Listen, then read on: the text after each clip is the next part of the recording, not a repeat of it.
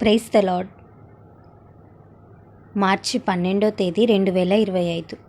ఈరోజు దేవుని వాగ్దానము. యెహోవా ఆలోచన సదాకాలము నిలుచును. కీర్తనల గ్రంథము 33వ అధ్యాయం 11వ వచనం. ఈ వాక్యం ద్వారా మనం తెలుసుకోవాల్సిన విషయం ఏంటంటే, కొన్నిసార్లు మన ఆలోచనలు మనకు హాని కలిగించవచ్చు, నష్టం కలిగించవచ్చు, ఇబ్బందులకు కష్టాలకు గురి చేయొచ్చు. కానీ దేవుని ఆలోచనలు స్థిరమైనవి, సదాకాలము నిలిచేవి. అందుకే దేవుని ఆలోచనలో మనం నడిపించబడాలి. యెషయా గ్రంథం 9వ అధ్యాయం 6వ వచనంలో ఆశ్చర్యకరుడు, ఆలోచనకర్త అనే పేరు ప్రభువుకుంది.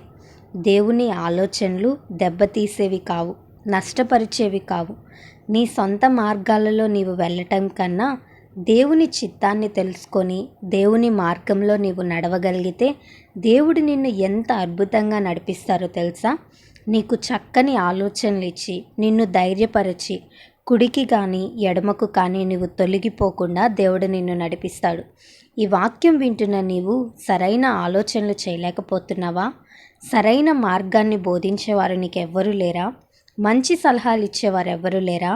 దేవుని దగ్గరకు నువ్వెందుకు రాకూడదు? దేవుణ్ణి నువ్వెందుకు అడగకూడదు? ఎంతోమంది భక్తులు దేవుని యొద్దకు వచ్చి దేవుణ్ణి అడిగారు, ఈ పని చేయమంటారా వద్దా అని. ప్రతి విషయాన్ని బట్టి దేవుని దగ్గర ఆలోచన తీసుకున్నారు. ఘనమైన స్థానానికి వారు వెళ్ళారు. దేవుని సన్నిధిలో ప్రార్థించు. సరైన ఆలోచనలు నీకు కలుగచేసి మంచి మార్గములో నిన్ను నడిపించి ఉన్నతమైన స్థానానికి దేవుడు నిన్ను చేరుస్తాడు. ఈ వాగ్దానం దేవుడు మనందరి జీవితంలో నెరవేర్చునుగాక. ఆమేన్. ఈ వీడియో మీకు దీవెనకరంగా, ఆశీర్వాదకరంగా అనిపించినట్లయితే లైక్ చేయండి, షేర్ చేయండి, కామెంట్ చేయండి, సబ్స్క్రైబ్ చేసుకోండి. మీ ప్రార్థన అవసరతలను మాకు కామెంట్ రూపంలో తెలపండి. మీ కొరకు తప్పక ప్రార్థిస్తాం. God bless you.